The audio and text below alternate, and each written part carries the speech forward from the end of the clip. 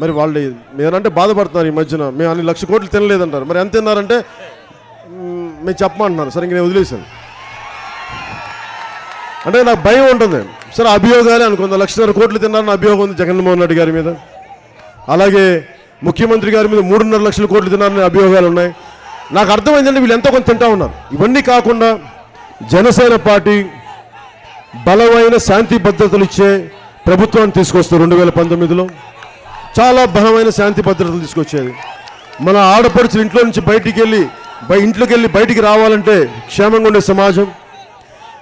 సగటు మనిషి ఒక చిన్న తోపుడు బండి పెట్టుకునే వ్యక్తి దగ్గర నుంచి, ఒక కూలీ చేసుకునే వ్యక్తి దగ్గర నుంచి, వేల కోట్ల పారిశ్రామికవేత్తల వరకు మాకు ఎవరిని ఇబ్బంది పెట్టాం. ఉన్న చట్టాలని బలంగా అమలు చేస్తాం. పొలిటికల్ జవాబుదారీతనం తీసుకొస్తాం. పొలిటికల్ అకౌంటబిలిటీ పట్టుకొస్తాం. మేము కూర్చోబెట్టి చాలా బాధ్యతతో రాజకీయాలు నడుపుతాం. మీకు సరికొత్త దిశానిర్దేశం ఇస్తాం. నేను మీ అందరికీ అండగా ఉంటాను మనస్ఫూర్తిగా. విధ్వంసంతో కూడిన రాజకీయం కాదు, మనస్ఫూర్తిగా మీకు ఆనందం, మీకు బాధ్యత, మీకు సంపదలు వచ్చే, ఉద్యోగాలు వచ్చే వ్యవస్థని, ప్రభుత్వాన్ని తీసుకొస్తాను సవినయంగా తెలియజేసుకుంటున్నాను మీ అందరికీ. నేను కోరుకుంటుంది కూడా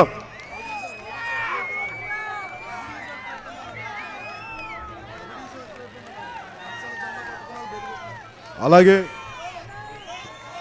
ఏ మూలకెళ్ళినా ముఖ్యమంత్రి గారికి తుని నుంచి చెప్తా ఉన్నా, మీరు తెలుగుదేశం పార్టీ నాయకులు ఎవరైనా సరే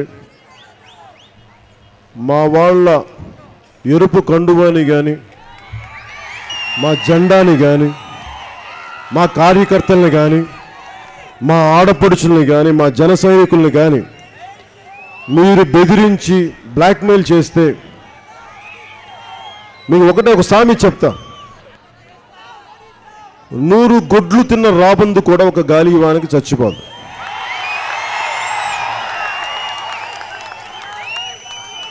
మీరు ప్రజల్ని రాబందుల్లా పీకు తింటా ఉన్నారు.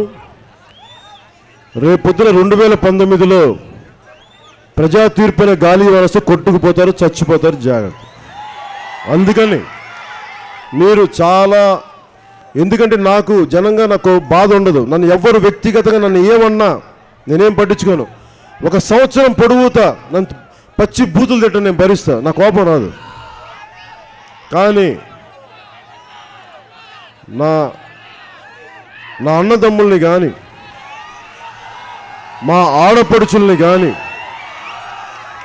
ప్రజా సంక్షేమం కోరుకుంటున్న పెద్దల్ని కానీ మీరు పార్టీ పేరు మీద తెలుగుదేశం పార్టీ అనే అధికారం పెట్టి, మీరు అది అధికార పక్షం కావచ్చు, ప్రతిపక్షం కావచ్చు, ఎవరైనా కావచ్చు, మేము ప్రజాస్వామ్య పద్ధతిలో ముందుకెళ్తా ఉన్నాం. మీరు మమ్మల్ని ఇలా రౌడీజంతో, అధికార యంత్రాంగాన్ని దుర్వినియోగం చేసే పద్ధతులతో కానీ మీరు కానీ చేస్తే నేను మటుకు తాట తీసేస్తాను, జాగ్రత్త. ప్రతి ఒక్కరిని చెప్తున్నాను, ఇది మీరు చాలా సంస్కారంగా చెప్తున్నాను, సంస్కారంతో మాట్లాడుతున్నా. మీరందరూ ప్రతి ఒక్కరిని గుర్తుపెట్టుకోండి. మీ అందరూ ఎవరు మిమ్మల్ని ఇబ్బంది పెడతారో పేరు పైన గుర్తుపెట్టుకోండి. వారికి ప్రజాస్వామ్య పద్ధతిలోనే వారికి మన ప్రభుత్వం వచ్చాక మనకి సమాధానం చెప్తాం. ఎవరికి భయపడకండి మీరు. నేను చాలామంది అంటారు పోరాడితే భయపడితే ఏమొస్తున్నాను, వాళ్ళు బలపడతారు. అరే పోరాడితే వాళ్ళు పారిపోతారు, మనం ఎందుకు పారిపోవాలి? శత్రువుకి ఎప్పుడు వెన్ను చూపకండి. అల్లూరి సీతారామరాజు విగ్రహాన్ని పెట్టుకొని, అంబేద్కర్ గారి విగ్రహాన్ని పెట్టుకొని వెన్ను చూపిస్తామా మనం? ఎదురు తిరగండి, భయపడకండి. నేను మీకున్నాను. నేను లేని రోజున మీరు భయపడండి.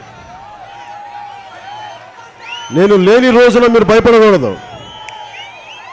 మొత్తం మీ గుండెల్లో వెలుగై ఉంటాను. మిమ్మల్ని నేను నడిపిస్తాను. స్ఫూర్తి నేనుంటాను మీకు అండగా. ఈ భారతదేశంలో మార్పు, నేను ఈరోజు మాట్లాడదలుచుకుంది మార్పే. ఆఖరి కొద్ది నిమిషాలు మాట్లాడతాను. మార్పు. ఒక మామూలు వ్యక్తి, ఒక 62-64 కేజీలున్న మహాత్మా గాంధీజీ, ఒక లాయరు, ఎక్కడో సౌత్ ఆఫ్రికా డర్బన్లో ట్రైన్ నుంచి గెంటేస్తే ఆయన అనుకున్నాడు, మీరు నన్ను నా ట్రైన్ నుంచి గెంటేశారు, నేను రేపొద్దున మిమ్మల్ని మా దేశం నుంచి గెంటేస్తాను, అది అని చెప్పాను. ఒక వ్యక్తి అనుకున్నాడు, ఎక్కువ మంది అనుకోలే. ఒక్కడే, ఎప్పుడు 10 మంది ఉంటారు, ఎప్పుడు ఒక్కడే అనుకుంటాడు. ఆ ఒక్కడే అనుకున్నాడు గాంధీజీ బ్రిటిష్ వాళ్ళు గెంటి తల్లి తగలేశాను దేశం నుంచి. అలాంటిది ఇన్ని లక్షల మంది, ఇన్ని కోట్ల మంది, ఒక్క ఆలోచన, కోట్ల మంది ఒక ఆలోచన పెట్టండి, ఈ సమాజం మారాలి, మన వ్యవస్థ మారాలి. కోట్ల మంది ఒక ఆలోచన. ఈ రోజున పవర్ స్టార్ ముఖ్యమంత్రి అని మీరు ఎలా అంటున్నారో ప్రతి ఒక్కరు అరవక్కర్లా, ఒక మార్పు రావాలి. చంద్రబాబు నాయుడు గారు లాంటి వ్యక్తులు ముఖ్యమంత్రులు కాదు, బాధ్యతతో కూడిన వ్యక్తులు ముఖ్యమంత్రుల వల్ల ఒక ఆలోచన పెట్టండి. ఎందుకు మార్పు రాదో మీకు చూపిస్తాం. వేల కోట్లు దోచుకునే వాళ్ళు ముఖ్యమంత్రులు కాదు, వేల కోట్ల లక్షల కోట్ల సంపదని సృష్టించే వ్యక్తులు మనకు ముఖ్యమంత్రులు కావాలని ఆలోచన పెట్టండి. అప్పుడు వీళ్ళందరూ ఎక్కడ ఉంటారు నేను మీకు చూపిస్తాను. మీ అందరికీ యద్భావం తద్భవతి. చిన్నప్పుడు మా అమ్మనిది మతి అంతో గతి అంతే అని. మీరు బలమైన ఆలోచన పెట్టండి. కోట్ల మంది, 1 కోటి మంది సమాజం రావాలని ఆలోచన పెడితే 10 లక్షల మంది దాని గురించి మాట్లాడతారు ఎక్కువసేపు. 1,00,000 మంది ఏదో కొంత చేద్దామని చిన్న ప్రయత్నం చేస్తారు. 10,000 మంది కొంత ముందుకెళ్తారు. 1000 మందితో ఆగిపోద్ది. ఆ 1000 మందిలో 10 మంది ఒక్కడు మార్పును తీసుకొచ్చేస్తాడు. కానీ మార్పు 1 కోటి మంది తాలూకు ఆలోచన మర్చిపోకండి. శక్తి మీలో ఉంది. నాలో ఉన్న భావం మీలో లేదా? మీలో ఉన్న భావం నాలో లేదా? మనందరం ఒకటి కాదా?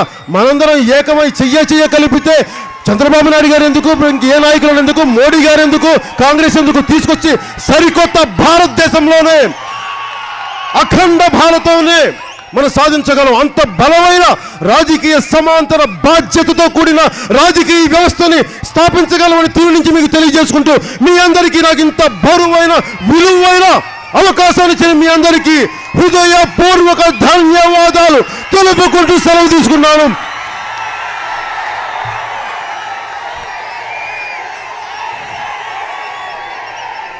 ఒకసారి ఢిల్లీకి వినపడేలా, ముఖ్యమంత్రి గారు ఉలిక్కి పడేలా ఒకే ఒక్క నినాదం, భారత్ మాతా కీ జై, జై హింద్.